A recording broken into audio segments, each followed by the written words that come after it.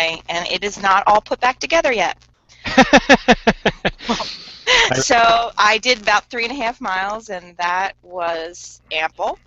I have been swimming, so that's good. And training for an ultra is not ideal swim training. I also learned that. The first time in the pool, I was like, whoa, is this my first time out here? Why is the wall so far away? But it's coming back. The swim is making its way back to me. All right, I feel like we should introduce what we're talking about today. We're live, by the way. Yeah, go for it, Matt. All right, so welcome to Yanking Chains Podcast, episode number 4, where we talk about all things endurance. Today we're gonna be checking in with Vince and Maria, who recently completed the Javelina Jundred. Yes, that's Javelina Jundred with 2 J's. And we're going to find out about the experience. So for those of us who don't know what the Javelina Jundred is, Vince, can you quick give us a rundown about what it is, where it takes place, the deets? Javelina Jundred is a 101-mile foot race in the desert of Fountain Hills, Arizona, which is right outside of Scottsdale and right near Ironman, Arizona. It is 6 full loops of 15 miles and change, and then the final loop is a 10-mile kind of shorted loop of the first loop.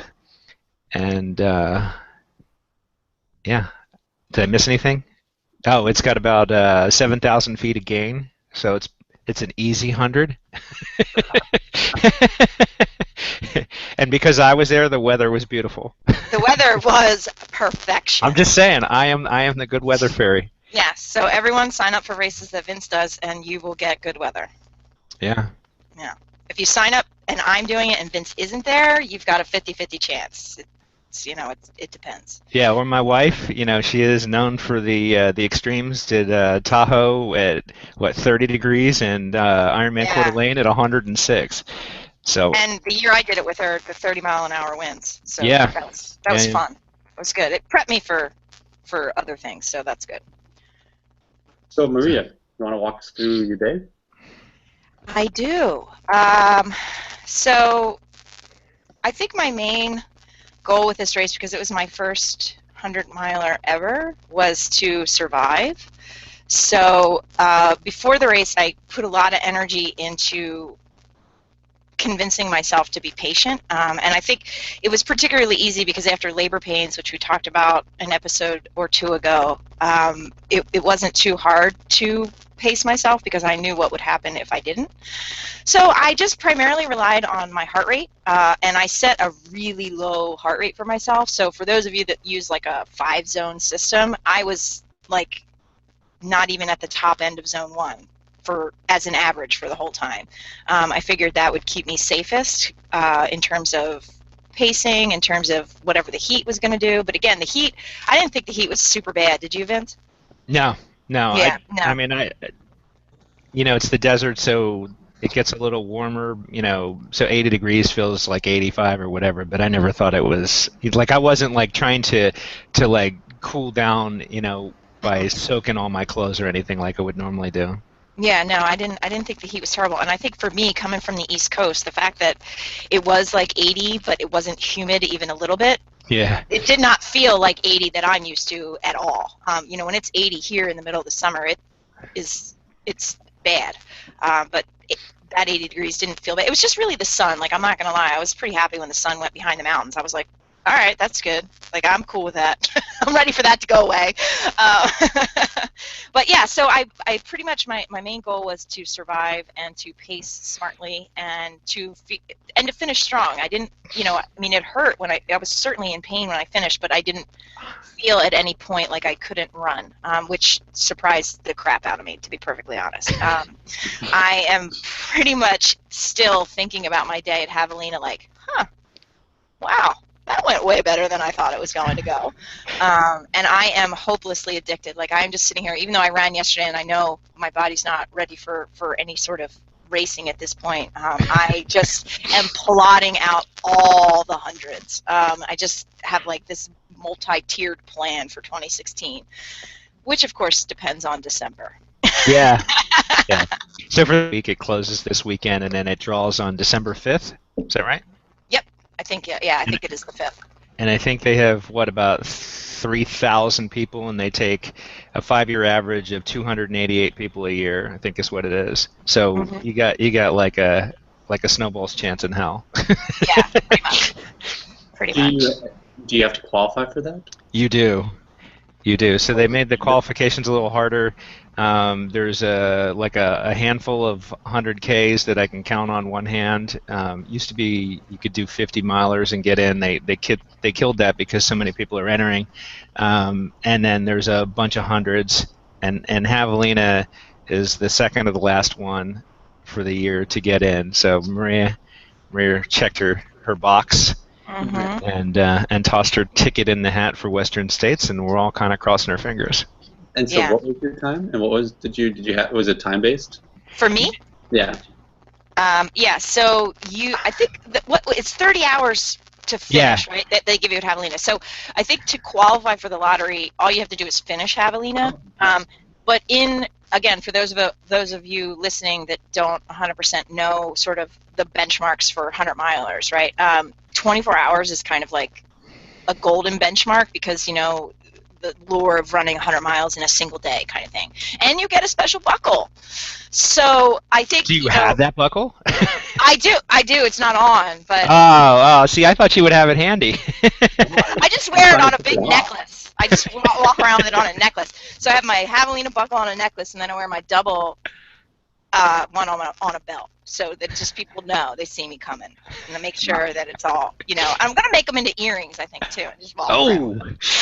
I know good that Lord. they are heavy. So yeah. So anyway, so 24 hours is kind of like this benchmark. Let's finish in under 24 hours. So I kind of had tiered goals. So obviously, because it was my first attempt at the distance, I wanted to finish, right? Because it sort of sucks when it's your first attempt at a distance. You want to know that you can get to that distance, and the time isn't necessarily as important.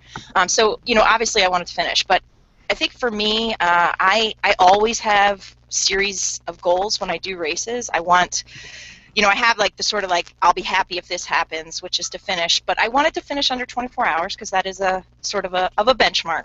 And then I had a series of goals from there. So, so 24 hours was like that's good. I'll be satisfied with that. If I had finished in 30 hours, I might not have been like super satisfied, but I would have been, good. I finished. But 24 hours would have made me moderate level of happiness. Then there was 23 hours, which I sort of was just like, well, that's an hour faster, so that's good, right? And then I went back and I looked at the last 3 years of results in Javelina, because I sort of was like, oh, I'd love to be top 10. That would be cool. Top 10 female, not top 10 overall. And I was like, oh, okay, so what does it take to go top 10 female at Javelina? And pretty much if you were 22 hours or under, you were in and around top 10. So I looked at my training and I said, 22 hours is a possibility. It's certainly not a guarantee, but it's a possibility. Well, I am so happy because I crossed the finish line in 21 hours and 33 minutes and totally shocked the crap out of myself. Like, shocked the crap out of myself. Because when I like to me, 22 hours really was a super stretch goal. I did not ever imagine that I would be 30 minutes underneath that. That really shocked the crap out of me. And I was 8th female. Woo, so happy. So yeah, I was pretty pumped. And I think more than just the time for me, I mean, yeah, the time, it's super happy, but I finished like feeling really good. I think the hardest loop for me was actually the 5th loop. So for those of you listening that don't know, Javelina is, like Vince said, a looped course, 6 full loops, and then your 7th loop is like a shorty 10-mile loop. It's like 9.1 or something like that. The worst one for me was the 5th loop because that was when it first got really dark. And I noticed this even when I did the double back last March. I noticed that when it first gets dark, I have to work on this mental game here because there's something happens in my head when it first gets dark, and then it takes me a little while to adapt to it. So, when I do the double again this coming March, I really have to just tell myself, okay, it's just dark. Stop freaking. It's not like I freak out. It's not anxiety.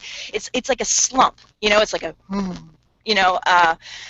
kind of like, if you're going through your day, like for those of you that get like sleepy around 2 or 3 o'clock in the afternoon and you need that little pick-me-up, it's kind of like that. And during the race, I should have really paid attention to what was happening and started caffeine earlier. In my mind, I wasn't going to start caffeine until the beginning of the 6th loop because of what happened to John. I was like so paranoid my stomach was going to like skits like his did during the Virginia double. But I waited, I think, a little too long to start caffeine because as soon as I took my first caffeinated gel, it was like, boom, let's go, party started. My 6th loop was back to like almost where my 2nd and 3rd loops were. So it definitely picked me back up. And then after that, I finished strong. So I was super pumped about that. I mean, I was pumped about the time, but when I crossed that finish line, I was like, dude, I'm running still. This is awesome. I mean, not fast, but I was running. Like, you know, it was great. Your times here, and they're amazing. And my favorite part is that your first lap was like 3:03, and then everyone around you, and the result was like a 2:10 or 2:20.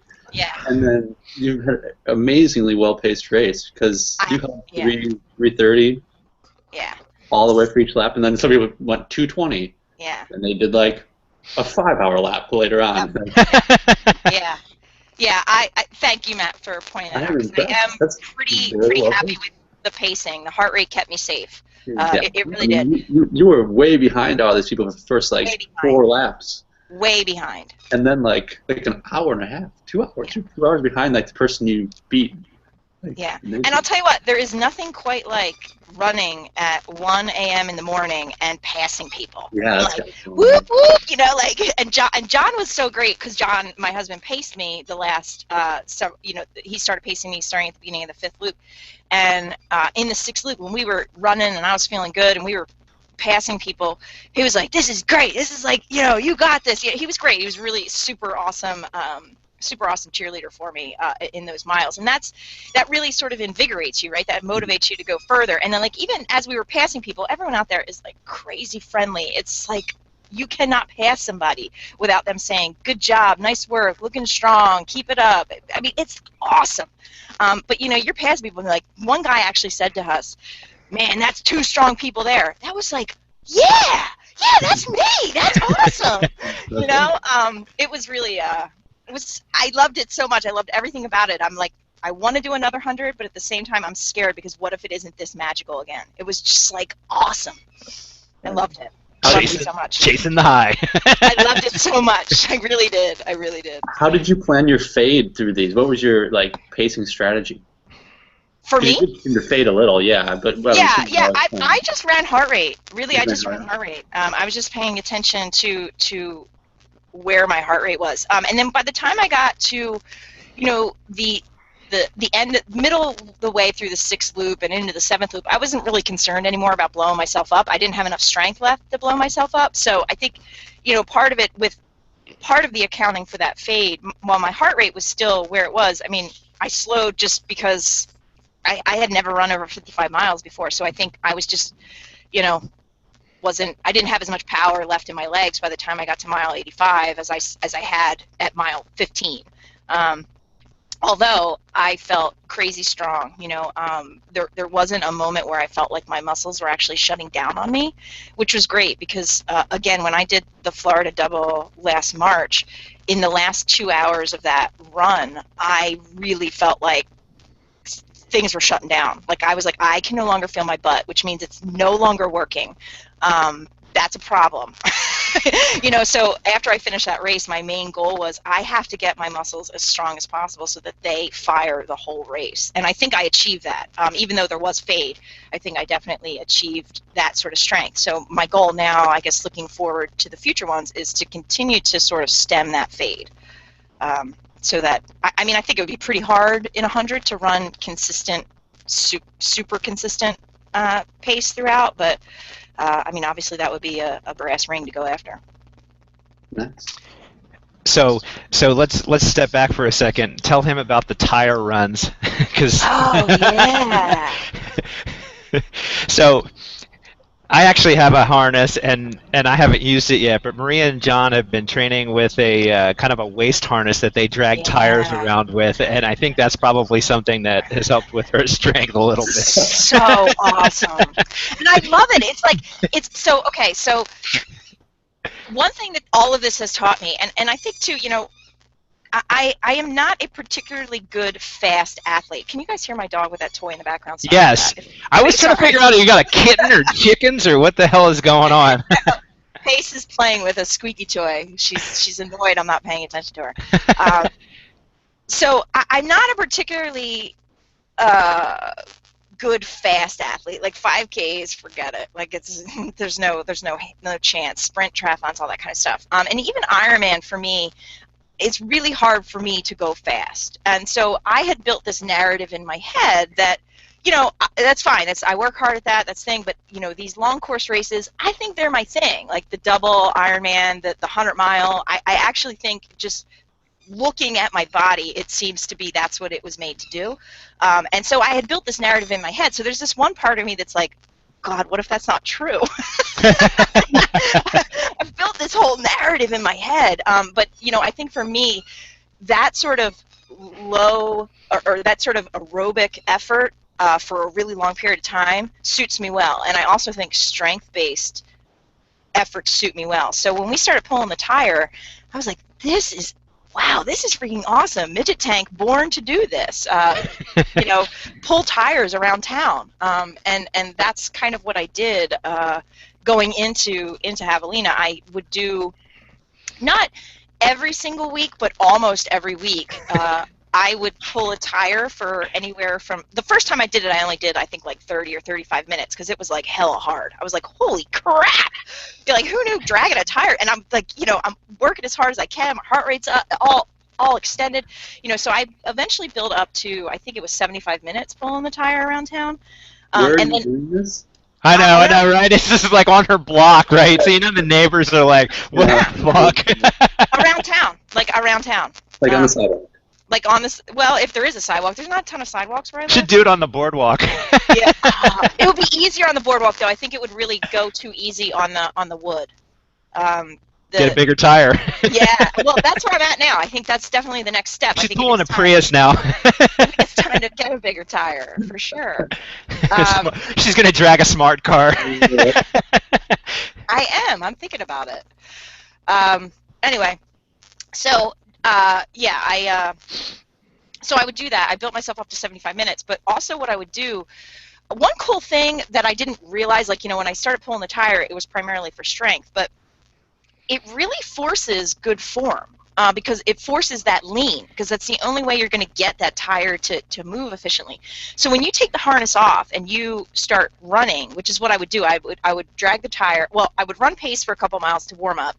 Then I would come back, grab the tire, run with the tire, and then when I finish that, I would be feeling, you feel so light when you get rid of that tire. So I would do like a tempo run for anywhere from 2 to 5 miles, depending on how many miles I wanted for the day. And they were like some of the best runs ever, and my form felt perfect, and you felt so light, and I was going so fast. Well, again, fast when you're training for an ultra is so relative. It's not Ironman fast at all. Like, I don't think I ever saw any splits like I ever saw going into Coeur d'Alene, for example, like ever. I'm sort of like, my speed is so far buried somewhere, I don't even know where it is anymore. But so I would drag the tire around, then do a tempo. Them are kind of in this zombie mode, and they're walking with their head down, and then they hear somebody, and the first thing they do is they look up, but it's nighttime, so they got a headlamp on, and they're blinding you, and you're like, Jesus Christ, are you stupid? Stop blinding me. And I'm like, be a good person, just put your head to the right, shine your light on the ground, and you'll get past the nice people, and quit being a dick, but it's just like, and then I have this headlamp that has this this energy conservation mode. So if there's 4 runners around me, my lamp will see that there's enough light, and so it'll actually shut itself off. And it's great because I can get 11 hours out of this super light headlamp. Well, Christine's got my other light, which is this mega bright one, and she was running directly behind me, and what it was doing, it was shutting my lamp down, so I couldn't see because my body was creating a shadow in front of me. I was like, you need to be further back. She'd go back, and I'm like, further, you need to be further back. And then I was like, stop being an ass. And then at one point I was like, there's plenty of room, come over here on my right and run with me. It's like, you just get grumpy, I think, Yeah. But I will say, I happily did not chafe. No chafing, no blisters. Yeah, me neither. I am amazed because my feet really like to blister a lot. And so a few things that I did to kind of work against this proclivity I have to blisters on my feet. I used trail toes, and I have been, and since last May, I've transitioned into running with ultras. Oh, me too. Those are my favorite. So if anyone has ever seen on Twitter or on Facebook the pictures of my feet, you'll know why ultras were a good pick for me. My feet are crazy wide. They're like an E or a double E in terms of width, so really wide, and my toes are all the same length. So that means like when you see a sneaker that has like that gradual sort of build to the big toe, they kill me. But until I found ultras, I had never found, it didn't matter. Like I had tried different sneakers, it didn't matter what I used. They would all, and I would typically get the blisters on the littler toes because that's where the slope is. I moved to these ultras, and I'm like, wow, what a brand new day. My feet are so happy, they're so spread out. I wear them to work. I don't even care. I'm like, I have like a pantsuit on, and I have sneakers. I don't even care. I love these things. So I think those two things combine for me, like good lube and sneakers that are right for your feet. And some people, the ultras, and it might not work for. I'm not saying everyone let's use ultras, but I mean, I would try them if you're having issues because they were freaking awesome. But you do have to transition into them because the zero drop, if you're not used to it, it will load your calves and your Achilles for sure. Yeah. But I love them, and they were great. And so I think that was a big advantage for me on my feet. And then my body, I prefer running in tight clothing. So I actually wear my tri-kit, which I know is weird. But just in case you have to bike, just a little cushion. Just in case. Yeah. But for me, like I've done my longer runs, like I've done a 30-mile run or something like that in running shorts, and they chafe me. The movement of the looser shorts chafes me. So I switched to wearing my tri shorts for longer runs. Like I'll still run running shorts for shorter runs, like 20 miles or less. But the tri shorts I really like. They're nice and tight, and I don't chafe at all because nothing's moving. There's no friction of any sort. So although I still did lube everywhere, like I was covered in trail toes. Like anywhere I thought there would be an issue, it was there. When I finished the race, it was so thick, it was still on me. Like I could still feel like the I guess the whatever of it, the thickness of it. I'm like, oh my god, that shit's still on me. It's been 22 hours and I'm still covered in trail toes. This is awesome. And I know Vince, you had said the same thing about Ruby's lube. It's really Thick. See, I'm the opposite. I wore, I guess because I had done tries for so many years, I had become accustomed to wearing tri-kits, and so last year when I did Javelina, I wore a tri-kit and I was fine. And I get a little bit of chafing, but I just put, hello, Bruce. She's like, this has been way too long without you touching me. But I've gone the opposite now, so I'm wearing as little as possible. So I wear these little skimpy running shorts, and I have Ruby's lube like in every crevice of everything. And I don't put anything on my feet. I wear Injinji socks, and I had. The only thing that had bothered me was, like I said, I think my ankles were I had these big old fat cankles for some reason, and the elastic on the sock had caused this. It just caused this kind of. I still have it. This like knot that's on the front of my shin. But other than that, like pretty much like everything was fine. No chafing, no red marks. Just everything hurt after the race. I was like, oh my god, my whole body was just on fire. Deep, intense throbbing. Like holy crap. When we got back to the hotel room, I was like, John's like, all right, let's lay down and go to sleep. I'm like, how is that supposed to happen? I know, right? It's like laying in bed moaning, like, oh my god, I cannot believe how much pain I am in. This is insane. It is a lot of hurt. So I went down to the ice machine at the hotel, filled our cooler with ice, put it in the tub, put water in there, sat in there for 10 minutes, and the throbbing went away. It was great. It was like, wow. Although an ice bath at like 6 a.m. was not exactly like, ooh, this is great. But it did make the throbbing go away. And then after that, I was just sore. And soreness, it's like I can manage soreness, but this like pulsating throbbing through all of my muscles and joints, I was like, good whoa, Lord. This is like, wow, this hurts. Yeah, it is. John's giggling, He's like, but then a part of him was like, Maria, go to sleep. Or if you're not going to go to sleep, just shut up. Just stop talking. Stop moaning. Stop making noise. I want to sleep. We hung out. Oh, so go ahead. Oh, I was just going to say we're wrapping it up. We're going to be wrapping it up here in a little bit. I wanted to Okay. make sure we got some tips for people who are interested in doing next year, maybe around logistics, travel, where to stay. Do you have any recommendations, what you do different? Well, it's pretty easy to get into. You fly into Phoenix, and it's about like 20-30 minute drive into Fountain Hills. The host hotel was great. Um, it's pretty convenient. The only thing I would suggest is not running along the road in front of the hotel. A couple dogs got out and tried to bite me the day before, and I was like, oh my God, I'm going to get attacked by a dog. But other than that, the the food there was fine. We went to that breakfast place that's right there in the host hotel. Really, really hard to go wrong. And the service improved at the restaurant. Remember that? God, we went to the restaurant and like the waitress was in a bad mood when she came over, and we were about to get up and walk away, and we decided that they had microphones under the table because she came back and she had a new attitude. Nice. Yeah. So, but yeah, the host hotel was really nice, especially compared to where I stayed last year. So I would recommend that. Yeah. It was Weekapa, it was called. So it's the same host hotel next year. But it was really nice, and they had a great rate for the runners. Yeah. It was a super good rate. And it was really nice, like way nicer than I thought it was going to be for the rate. I was like, wow, this is actually like a nice hotel. Yeah, that was pretty swanky. Yeah. Other logistics. So I think in terms of like the main tips, if this is your first 100, you got to be patient. I would argue even, Vince, it's your third or fourth. It's my third. You were patient too. I think these long course events, whatever they are, and even those of you listening that are going to do like even your first half Ironman or your first Ironman, your first attempt at what seems to you to be a really long distance, you have to be patient, and you just have to kind of. And it's hard to do because, like you had observed, Matt, in those first few loops, man, I felt like everyone was in front of me. And I didn't super care because I was looking at my times and I'm like, I'm still running faster than I thought I would be. So I'm not going to get my panties in a bunch over this. But I was sort of like, what the frig? Is my target too low? But then as the race went on and I was picking people off, I'm like, oh right, this is my strategy. This is how it works. I come from behind. It's what I do. Yeah.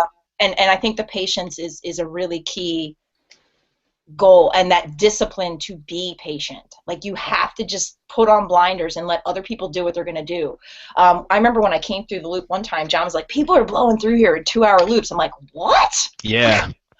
What? And then some of those people we saw later in really terrible shape in the middle of the night. One woman in particular, she was like second or third place woman during the day, and then in the middle of the night she wanted to lay down in the dirt and go to sleep. Yeah. You should not lay down in the desert. You should not. There were big, huge spiders and all. You should not lay down in the desert because I don't know what those things are. Plus cactuses. What if you roll over into they were everywhere.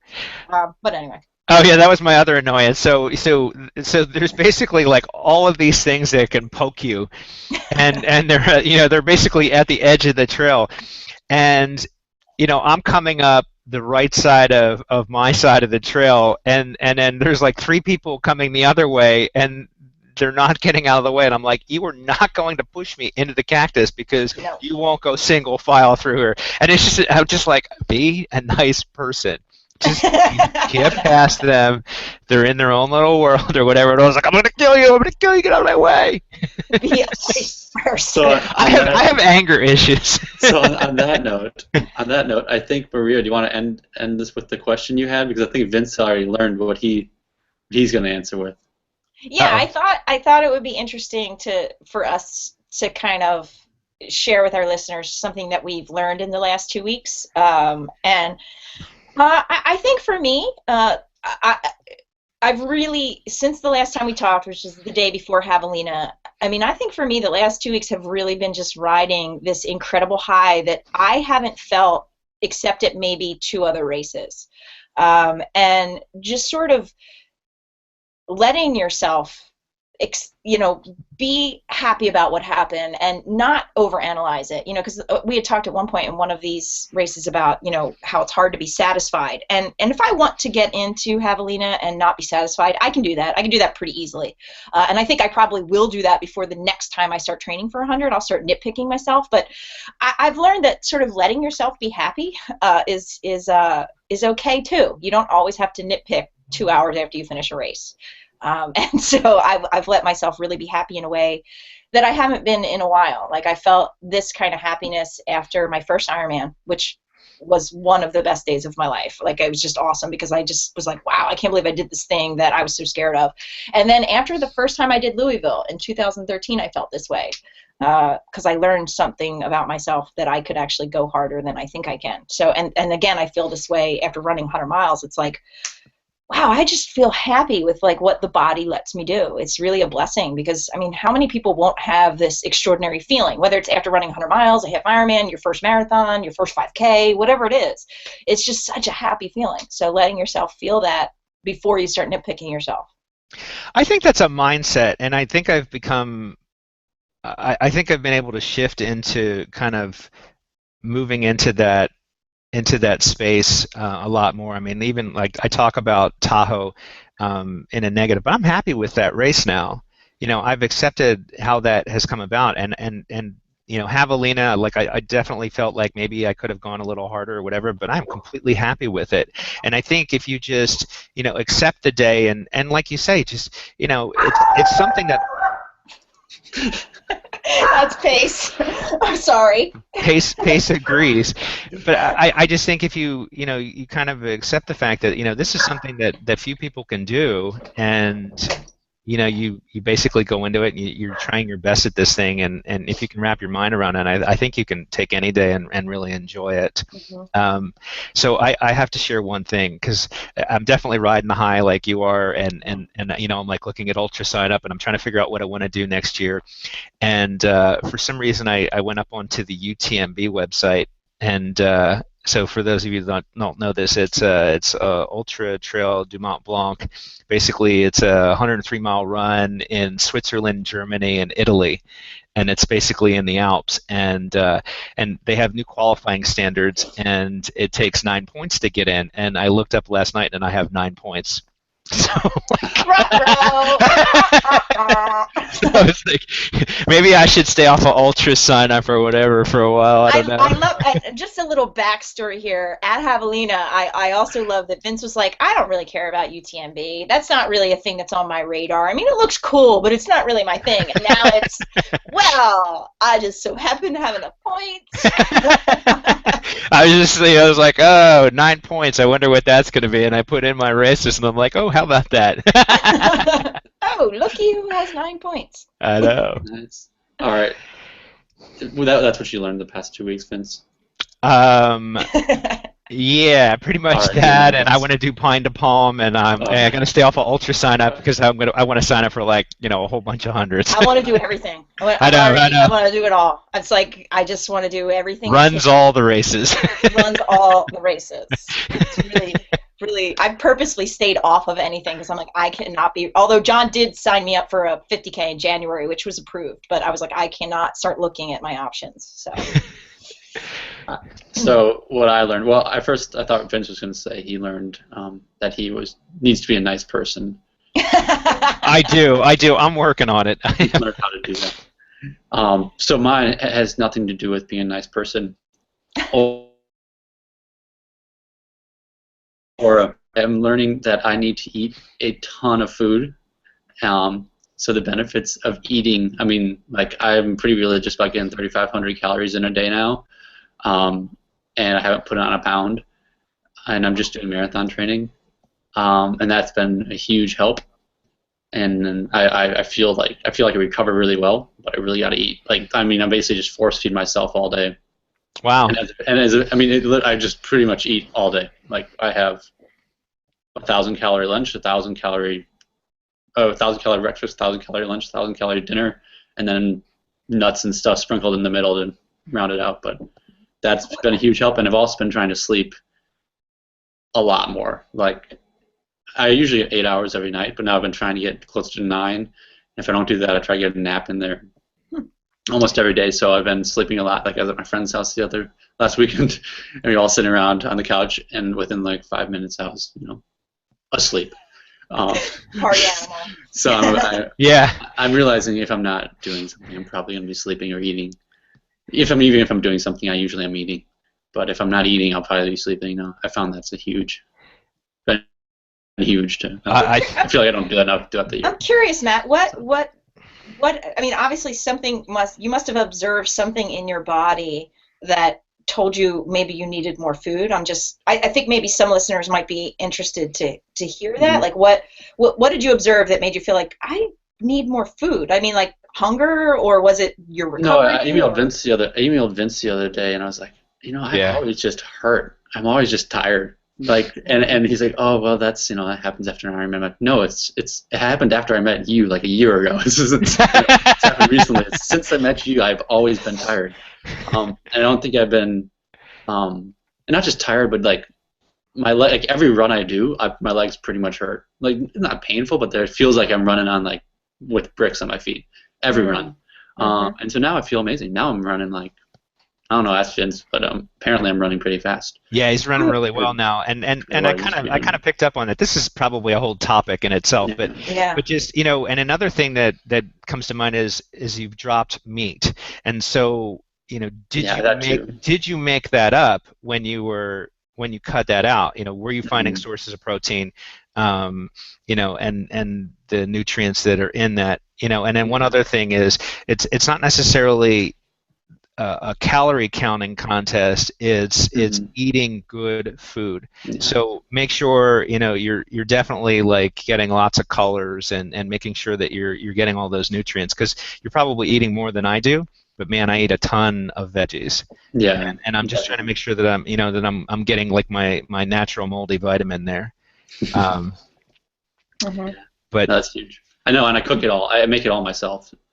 That's the other thing is I eat out only like once or twice a week now. Even like I used to eat Chipotle, like once every few days, but now every meal I cook or make myself. That's awesome. So. Yeah, it's a lot of work, but it's something that you probably have to do. I use an app called Eat This Much, and it's amazing. I pay $9 a month, and it's the best $9 I spend. I gotta give an ad. It's made by this one guy, and the app is an amazing meal planner and grocery planner, and it just tells you what to eat. It's like having a training plan for your food. I don't have to think. It's seriously, it's just offload some other decision. So that's been huge for me past 2 weeks. Past month or two, I've been doing it. So yeah. What marathon are you training for, Matt? I'm doing the California National one, December 4th or 6th. So coming in soon. Yeah. Yep.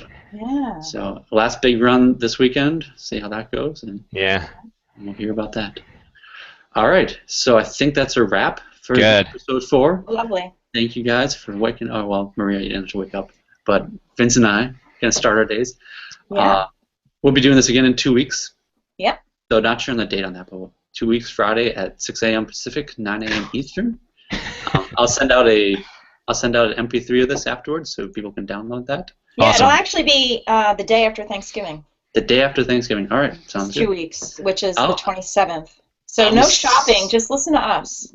Yeah, Black Friday. I'll be sitting on a beach in Santa Monica. So you really? That's gonna be awesome. Nice. Yeah. I'm jealous. So I'm going for Thanksgiving. So I'll be down there. But yeah, so we'll see you guys in 2 weeks. Awesome. See you then.